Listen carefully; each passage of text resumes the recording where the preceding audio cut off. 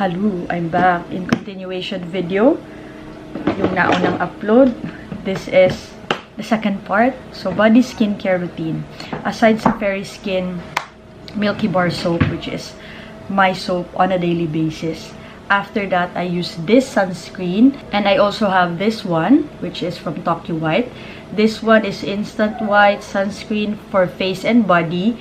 SPF 50, PA+++. This one also is SPF 50, PA++++.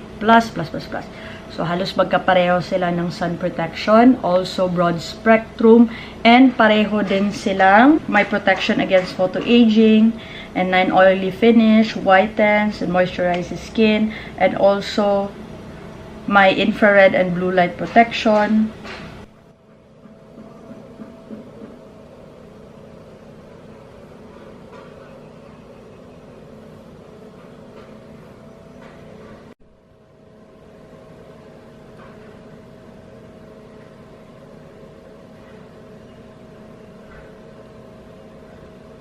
But the difference is this one instant bright effect. May instant whitening effect talaga to.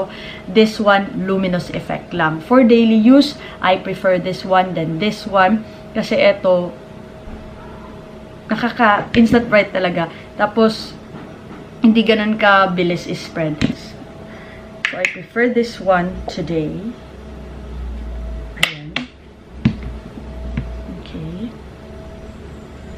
Ito ang aking skin. Lagyan natin. Pagmasdang maigi na kanina matte ang aking skin. Ngayon, merong shine. Ayan. Diba?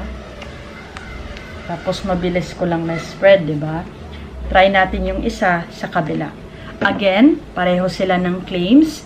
Tokyo White and Vaseline. Pareho sila ng sun protection, anti-blue light, anti-pollution.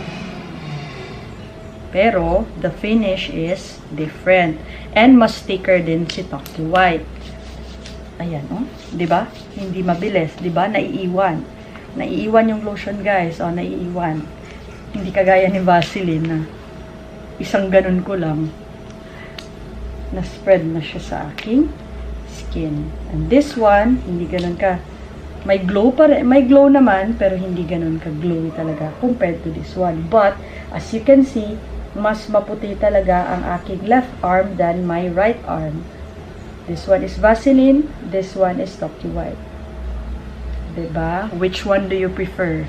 Yung biglang puti kayo or yung luminous lang? Yung healthy glow lang? So, nasa sa inyo na yun, guys. So, on days that I wear maybe shorts or medyo angat yung dito ko, ginagamit ko to para maging pantay yung skin tone ko dito tsaka yung dito. Kasi, meron talagang difference lalo na kapag palagi ka nag-shirt. Dito is much darker, dito naman is much whiter or lighter. Now, I'm spreading it in my legs. I bought this one here sa TikTok shop kasi may mga seller dito na mas mura kaysa sa mall price. And legit naman. Kasi, as you can see guys, konti lang yung English na label or information na nasa likod ng packaging. Ayun. But the ingredients is in English. So, maintindihan mo siya. So far, so good. Nagugustuhan ko to. And also, I've tried before the Vaseline Gluta-Hya. Yung Serum Burst.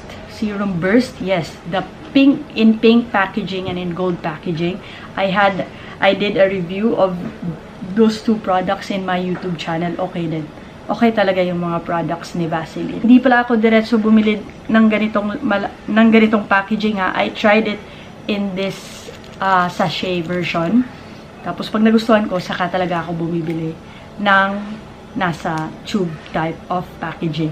Kadalasan, if nagtatry pa lang ako ng products, sinisimulan ko muna sa mga sachet version. Kasi itong mga ganitong packaging, trial, tapos mas mura din siya.